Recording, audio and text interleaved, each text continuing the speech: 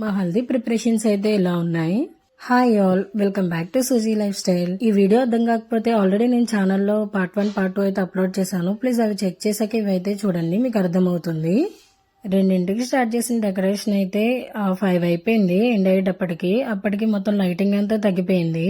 ఇక్కడ ఇలా రెంట్కి తీసుకొచ్చిన ఫ్లవర్స్ తో అయితే ఇక్కడ ఇలా డెకరేట్ అయితే చేసాము. ఆల్రెడీ ప్రీవియస్ వీడియోలో పువ్వులు రేఖలు ఇవన్నీ చూసాం కదా, అవన్నీ ఇలా అయితే చేసాము. చిన్నగా సెట్ చేసాం అనమాట.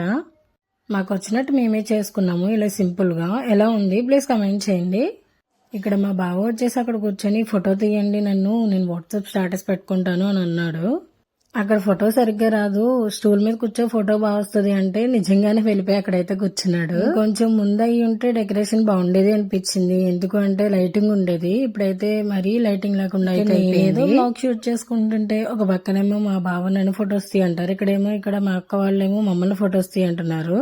ఈ బుడ్డ పిల్లలు చూసారా భలే ఉన్నారు, బాబా బామర్దులు అనమాట వాళ్ళు. వింటర్ సీజన్ కదా, సాయంత్రం 5 కూడా కాదు 5:30 అలా అయిపోయింది. ఎందుకు మొత్తం లైటింగ్ అంతా వెళ్ళిపోయింది. పోనీ లైట్ ఉందా అంటే స్ట్రీట్ లైట్ అయితే అక్కడ ఒకటి ఉంది, కానీ అంత లైటింగ్ అయితే రావట్లేదు. సో ప్లీజ్ అడ్జస్ట్ అవ్వండి. ఫొటోసే కదా, అక్కడ మ్యాండేటరీగా ఇక్కడైతే ఫొటోస్ అయితే స్టార్ట్ అయిపోయినాయి.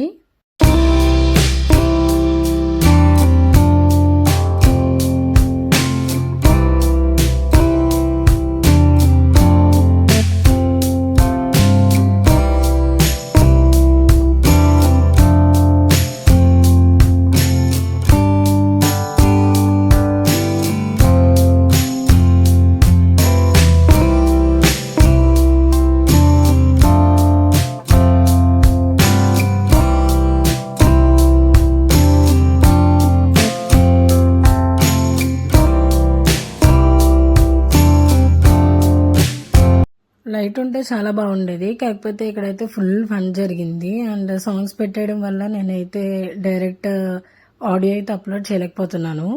ఇంకా వీళ్ళందరూ వాళ్ళకి అమ్మాయికి మొత్తం ఫుల్ పసుపు అయితే రాయాల్సి ఉంటుంది. అది మానేసి ఇక్కడ మేమందరము పసుపులో వాటర్లో అయితే కొట్టుకుంటున్నాము. ఫొటోస్ కోసం స్టిల్స్ మా అమ్మ వాళ్ళే దిగిపోతున్నారు, అన్ని మమ్మల్ని దిగమని కూడా చెప్పట్లేదు. ఇంకా ఫైనల్ గా వాళ్ళనైతే పక్కన పెట్టేసి మేమైతే ఎంటర్ అయ్యాము. కాకపోతే ఏంటంటే లైటింగ్ లేదు, అదే డిసప్పాయింట్ అయింది. నెక్స్ట్ వచ్చేసి ఇక్కడైతే అయిపోయింది. అయిపోయాక ఇంకా భోజనాలు ప్రిపరేషన్స్ అనమాట. ఇవిగోండి, అంటే స్నానం చేయించడం భోజనాలు ఒకటే రోజు అయితే హెక్టిక్ అయిపోతుందని ముందు రోజు అయితే మేము స్నానం చేయించేసాము. నెక్స్ట్ డే మేము భోజనాలు అయితే పెట్టుకుంటున్నాము. ఇది వచ్చేసి ఓన్లీ ఇంట్లో వాళ్ళకి మాత్రమే. మేము ఆల్రెడీ ఫంక్షన్ అయితే చేస్తాము, ఆ ఫంక్షన్ వీడియో కూడా అప్లోడ్ చేస్తాను, ప్లీజ్ చెక్ చేయండి. మేము ఇచ్చిన లిస్ట్ అంతా కరెక్ట్గా ఉందా లేదా అనేది ఇక్కడ ఓపెన్ అయితే చేసి చూస్తున్నాము. మా చెల్లికి ఏదైనా పని చెప్పాలంటేనే భయం, అలాంటిది మా అమ్మ ఎంత ధైర్యంగా చెప్పిందంటే నేను లేనని మా చెల్లితో పిన్ పేజ్ లో ఖర్చులు అయితే రాయించింది, అంటే ఏమేమి కావాలో ఏంటి అనేది. అది మా బావకి ఫోటో ఎలా పెట్టింది, ఓన్లీ 1 సైడ్ ఫోటోనే పెట్టింది, బ్యాక్ సైడ్ వి పెట్టలేదు. సో సగం ఖర్చు అలాంటి పనులు చేస్తుంది మా చెల్లి. ఇంకా చేసేదేం లేక మళ్ళీ ఫాస్ట్ గా అయితే వెళ్లి అన్ని తెచ్చేసాము. అండ్ ఇక్కడ వచ్చినాయి ప్రతి ఒక్కటి ఉందా లేదా అనేది క్లారిటీగా అయితే చెక్ చేసుకుంటుంది మా అమ్మ, ఎందుకంటే ప్రిపరేషన్ అంతా మా అమ్మే చేస్తుంది అనమాట. ఇవన్నీ ఒక 50 మెంబర్స్ కి సరిపడేలా అయితే ఖర్చులు రాయించింది. సో మొత్తం అందరినీ ఓవరాల్ గా లెక్కేసుకుంటే ఒక 50 మంది అయితే వస్తున్నాము. తెలిసిందేగా, టౌన్ లో అంటే ఓన్లీ ఒక ఫ్యామిలీ 2 ఫ్యామిలీస్ అలా ఉంటాయి. ఇంకా పల్లెటూరుల్లో అంటే ఇంకా చెప్పనవసరం లేదు. మాకైతే చాలా ఫ్యామిలీసే ఉన్నాయి అనమాట. ఇంకా అందరినీ కౌంట్ చేసుకుంటే 50 మెంబర్స్ వరకు అయితే వచ్చారు.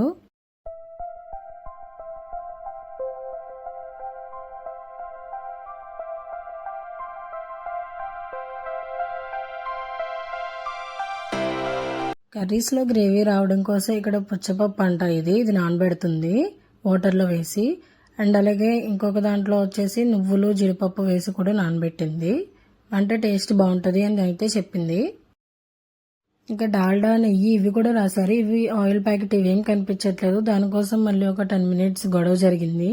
మా చెల్లి అన్ని ఇంత బాగా చేస్తుంది అనమాట పనులు అయితే. మీ ఇంట్లో కూడా ఇలాంటి చెల్లెలు ఉన్నారా? ప్లీజ్ సబ్స్క్రైబ్ చేసుకోండి. నేను నెక్స్ట్ బ్లాగ్స్ లో అంతా రా వీడియోనే పెడతాను, ఫుల్ కామెడీ ఉంటుంది, ప్లీజ్ చెక్ చేయండి. Thank you all.